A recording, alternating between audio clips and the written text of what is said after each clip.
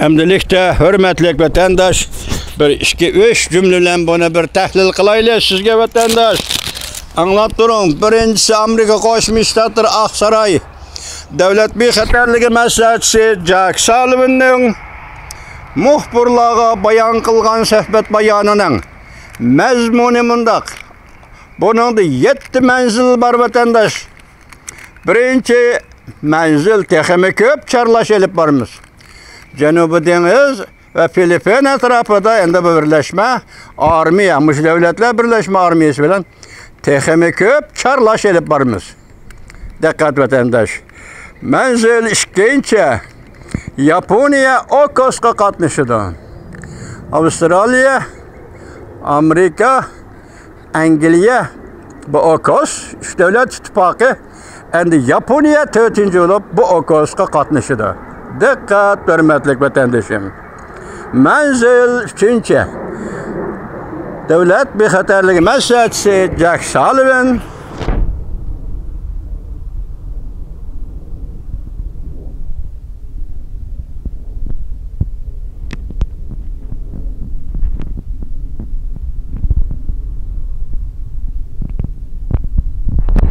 suhbat bayonining muxbirlar e'lon qilgan suhbat bayonining manzil 3-chisi.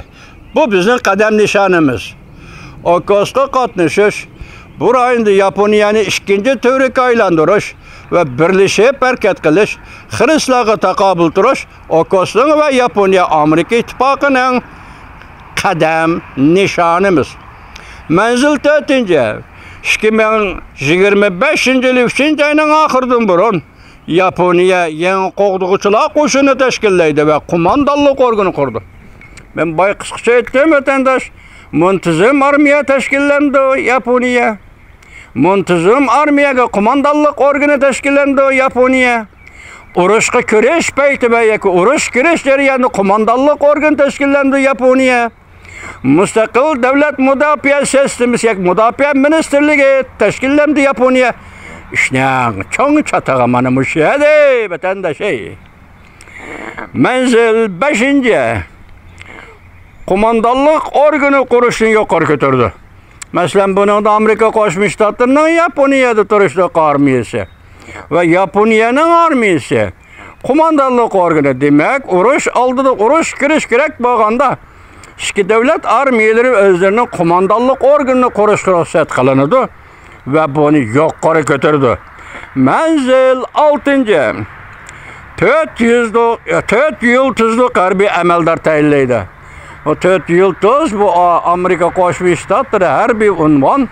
Uning darajasidan qanchalik ekanligini men bilmaydi ekanman. Demak, bu qatam Amerika Qo'shma Shtatlari Yaponiyada turishlik askariy qismlarning qo'mondonlik organini yoki rahbarlik organini qayta tashkillaydi.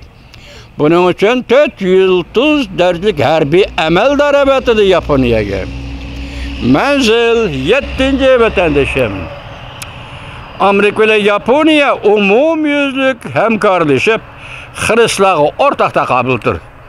Bu rayondagi xristianlar faqat Jungo Kompartiyasining xristiani, Tayvanga xrist qilish, Filipinga xrist qilish, Sharqiy dengizda Yaponiyaga xrist qilish, Janubiy dengizda umumyuzlik tinchligi, amnligi va tinchligi xrist qilish bu Jungo Kompartiyasining hozirgi navbatdagi tahdididir.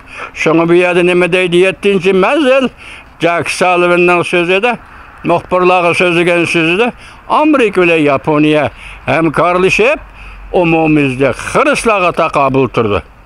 7 manzil vatandaş bir parça muxbirlarga so'zlagan so'zdagi 7 manzil. Eningdan keyin sizlar birlashma bayonotning mazmuni nima? Yaponiyani qo'g'daymiz, gezi kelganda yadro qurollarini ishlatamiz.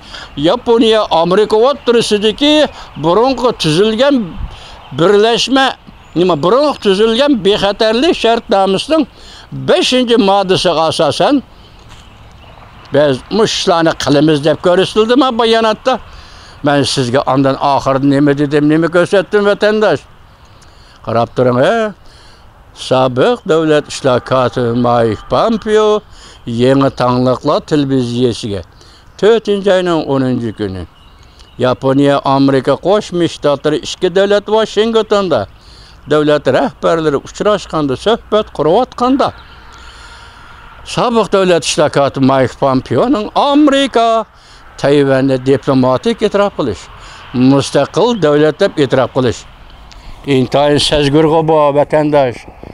Bu intayin sezgur gap bu. Endi buni qo'yib deb turaylar boy nima dedik? Tayvanlik obzorchi. Boy men sizlarga tushan dedim, ash efendi. Çiğ efendi. Nima dedi? Ata. Balki Washingtonda Amerika Yaponiya suhbatidan keyingi ata.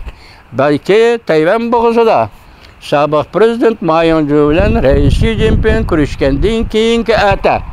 Demak, bu yerda g'olliq ata mana shu. Mushu ikki atadan boshqa ati yo'q, vatandosh. Hozirgi paytda, hozirgi vaziyatda mushu ikki ata.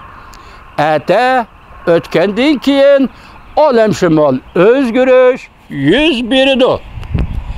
Ash so'zlarga asosan mening tasavvurimda bir gaplar paydo bo'lyotdi. Men sizga hozir so'zlab bermayman, pok emas vatandosh.